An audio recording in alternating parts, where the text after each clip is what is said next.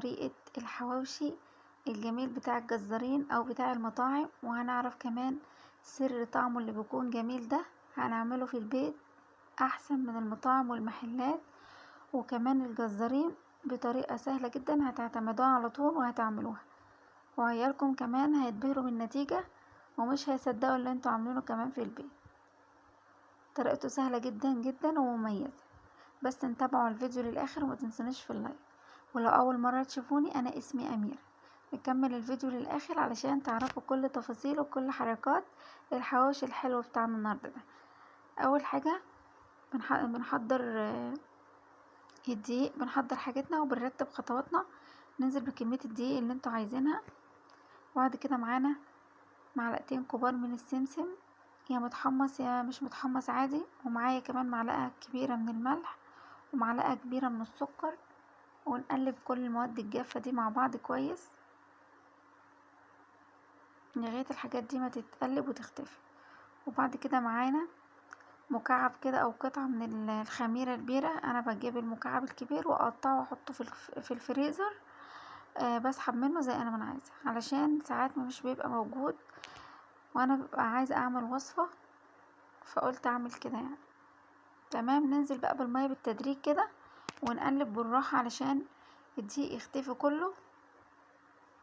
وبعد كده مع اول الدقيق ما يختفي او يهبط كده، يلا بقى نسيبكم من المعلقة اللي احنا بنقلب بيها دي ونديله بقى شوية عجن بوكسات كده بايدينا، بس ننزل بالمية بالتدريج علشان العجينة ما تطراش معانا وما تبقاش ناشفة، بالراحة واحدة واحدة ننزل بشوية شوية وان شاء الله هتتكور معاكم كورة وعجينة كده بتكون طرية نوعا ما، مش طرية قوي يعني ولا بتلزق، هي طرية بس مش بتلزق.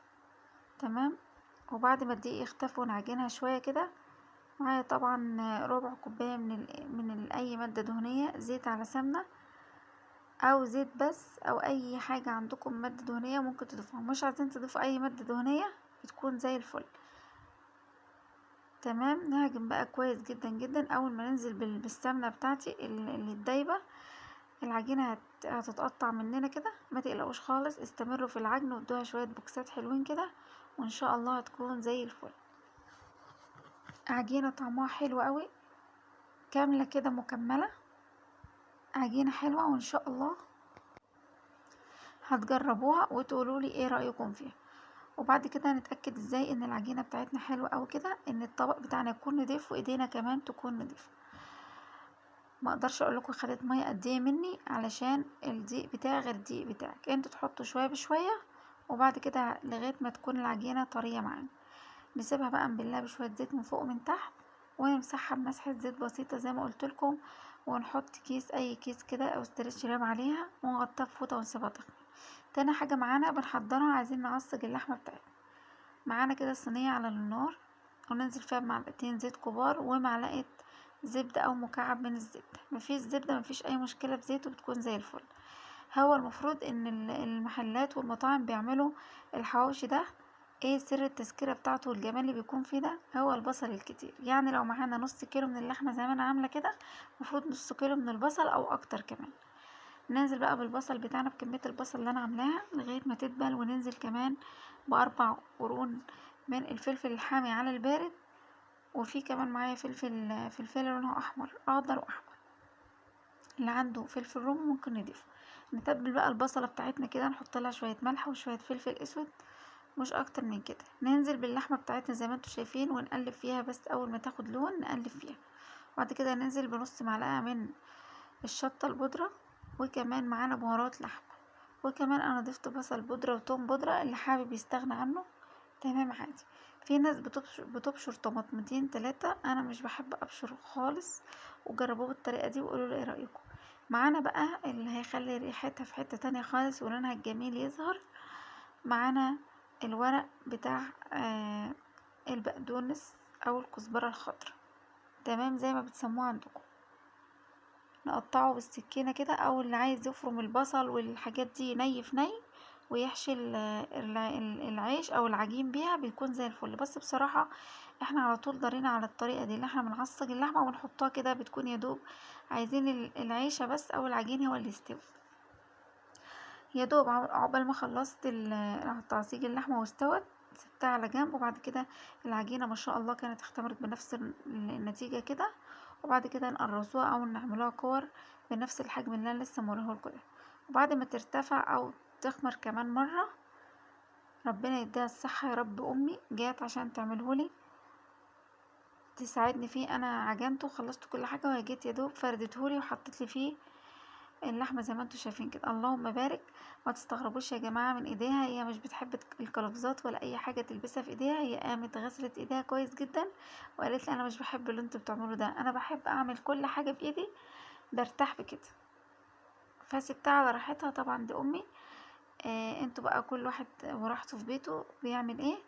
بس بصراحة طعمه كان جنان والله العظيم، لو جربتوه ما هتندموا ابدا ابدا. خلصوا الكمية بنفس الطريقة كلها. وبعد كده ندهن الوش دهنة بسيطة من الزيت، او لو عندكم حليب ممكن تدهنوا وشها بالحليب ونقلبوه كده بشوية نقلبوه كده على شوية مية، يعني لو مش موجود حليب كتير، او زيت او حليب على زيت اللي ينفع عندكم، كل حاجة تنفع. او ممكن مية على الوش كده علشان بس نحط من سمسم او حبة البركة تلزق كده على الوش وتكون زي الفل. طبعا انا حاطة سمسم في العجينة، بس برضو لازم المنظر كده، والعين طبعا بتاكل قبل البق. انا قلت لكم اللي مش عايز يعصج اللحمه ويفرم كله، طبعا اللحمه بتاعتنا عايزينها تكون وش واحد بس مفروم، عايزينها خشنه عشان حته اللحمه تكون باينه. خلصنا الكميه زي ما انتوا شايفين اهو، ما شاء الله طلعت معايا كميه كبيره.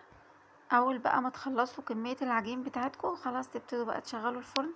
الغاز زي ما انا ما شغلته كده، او عندكم البوتاجاز بتشغلوه اول حاجه يسخن، وبعد كده تدخلوا الصينيه بتاعتنا اول ما ياخد لون من تحت نعلي بقى الشوايه، نديله اللون الجميل اللي انتوا شفتوه ده. اول ما تطلع من الفرن بخة كده من المية وسيبوه. الف هنا على قلبكم يا رب. فيديو مميز جدا جدا. وكمان العجينة اتبقى منها معايا كام كورة كده بططناهم، وما شاء الله كانت طعمها والله العظيم تتاكل كده بتدوب في البق، كانت زي العسل. والعجينة لوحدها احسن من الحشو اللي موجود فيها. لازم تجربوا الفيديو. ولو عجبكم الفيديو ولو وصلتوا لحد هنا ما تنسونيش في اللايك، ودعوة منكم حلوة. وكمان اللي مشتركش في القناة يشترك فيها، لان احنا بنكبر ليكم بيكم وليكم يعني. وان شاء الله نكون عند حسن ظنكم، واستنوني في فيديو جديد.